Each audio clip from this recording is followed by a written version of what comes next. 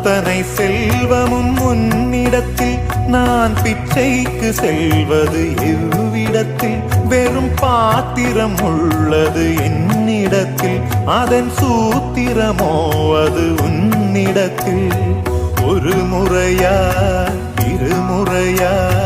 பல முறை பல பிறப்பெடுக்க வைத்தாய் புதுவினையா பழவினையா கணம் கணம் தினம் என்னை துடிக்க வைத்தாய் பொருளுக்கு அலைந்திடும் பொருளற்ற வாழ்க்கையும் துரத்துதே உன் அருள் அருள் அருள் என்று அலைகின்ற மனம் இன்று பிதற்றுதே அருள் விழியால் நோக்குவாய்